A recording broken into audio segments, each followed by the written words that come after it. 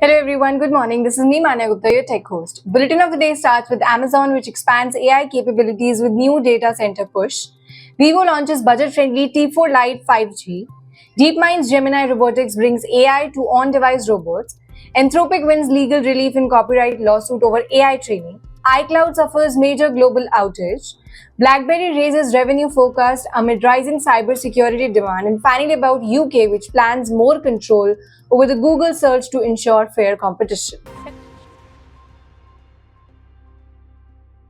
So in yesterday's quiz, we asked you, in which decade was the first transatlantic radio broadcast occurred? And the answer is 1901, which is early 1900s.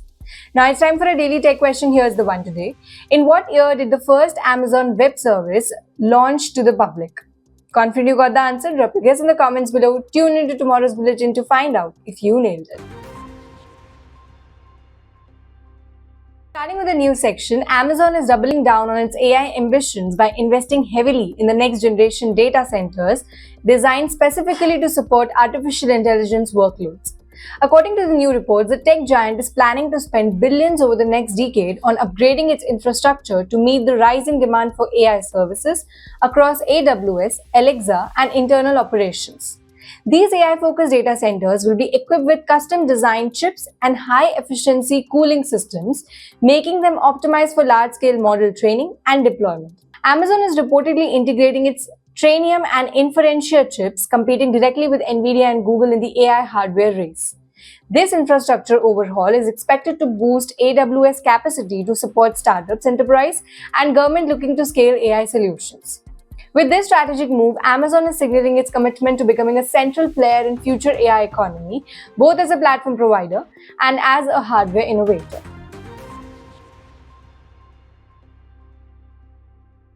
Moving on, Vivo, which has introduced a new budget 5G smartphone, the Vivo T4 Lite 5G, targeting the entry-level users with promising specifications at an attractive starting price of $9,999.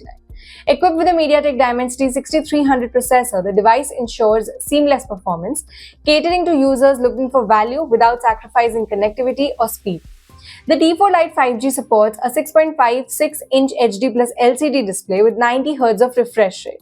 It packs a 5000 mAh battery with 15-watt fast charging, promising a day-long usage for moderate to heavy users. For photography, it features a dual rear camera setup headlined by 50MP main sensor and 8-megapixel front camera for selfies. With the T4 Lite, Vivo is clearly aiming to attract price-sensitive users who don't want to compromise on 5G speeds and reliable daily performances. This move further intensifies the competition in India's fast-growing budget 5G segment. Google DeepMind has introduced Gemini Robotics, a new initiative which enables powerful AI models to operate directly on the robotic devices rather than relying on the cloud. This marks a significant shift in how AI can be applied in the real-world environment, making robots smarter, faster, and more autonomous by processing data locally on device. The Gemini model can interpret multimodal inputs like vision, audio, or sensor feedback to make decisions on the fly, similar to how humans respond to their environment. This opens up the possibilities in sectors like home automation, manufacturing, and elder care, where real-time responsiveness is critical. Traditionally, the most AI-driven robots depended on internet connectivity to interact with cloud servers. Gemini's local inference approach allows robots to function independently even in offline or low-latency settings. DeepMind demonstrated robots completing tasks like picking up items, identifying objects, and follow verbal instructions in real time. So as AI continues to embed itself into the physical world, Gemini Robotics could become the foundation for a new wave of truly intelligent machines operating directly in our homes and workspaces. Moving on, Anthropic has secured a key win in a high-profile lawsuit filed by a group of authors including comedian Sarah Silverman, who alleged that the AI startup violated copyright laws by using their work to train its AI models.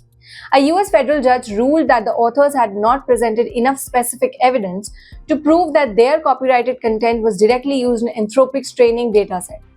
Judgment deals a significant blow to the wave of lawsuit against the AI companies over content scraping. So the courts clarified that simply alleging one's work may have been used in AI training isn't sufficient.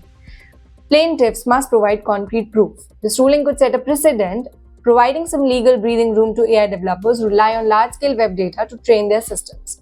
For creators, it signals that courts may deem stricter proof before entertaining claims of the copyright infringement in this AI era. So while the broader legal question of whether using copyright content for AI training constitutes fair use is still under scrutiny, the decision is a temporary relief. Moving on. Now, Apple's iCloud services experienced a massive global outage on June 24 and 25, leaving millions of users unable to access critical services like iCloud Mall, Drive, Notes, Photos, and more. The issue started late evening and lasted several hours, triggering frustration across social media platforms as users complained about being locked out of their data. Apple officially acknowledged the issue on its system status page, marking multiple services as down or experiencing issues. Notably, the outage didn't seem to affect Apple's core services like App Store or Apple Music, but productivity tools linked to iCloud saw a widespread disruption.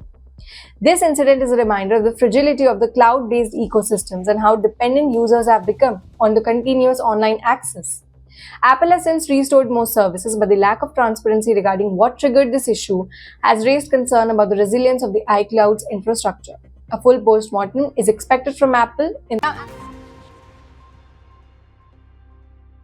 Well, once known for its iconic smartphones, BlackBerry, it is finding a resurgence in the cybersecurity space. The company has raised its annual revenue forecast for 2025, citing growing demand for the security software and services across enterprise and governments.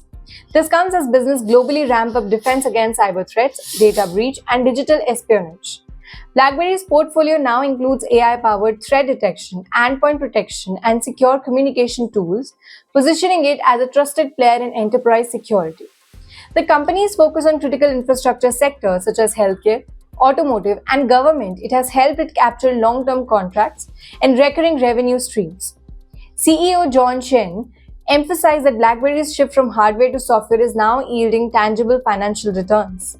The cybersecurity division, which includes Cyclans AI, saw double-digit growth in the last quarter, with robust adoption in North America and Europe. The revised forecast strengthens investor confidence in the company's strategic pivot and long-term viability. Last but not the least, the UK government is planning to increase the regulatory oversight of search engines, specifically Google, in an effort to ensure fair digital competition and reduce dominance of major tech platforms. This development is a part of the country's broader initiative to implement the pro-competition rules under the newly established Digital Markets Unit. According to officials, the DMU will be granted powers to compel Google to change how search results are displayed, especially where it favors its own services like Google Shopping or YouTube. The goal is to ensure that independent websites and smaller business can compete on a level playing field. This push aligns with similar efforts in the EU, where the Digital Markets Act is already prompting changes in how tech giants operate. If successful, the UK's approach could become a template for other countries looking to balance tech innovation and consumer protection with digital fairness. This is all for today's bulletin. I'll again meet you tomorrow. Till then, stay safe. Don't forget to like, share, and subscribe IT Voice for all your tech updates.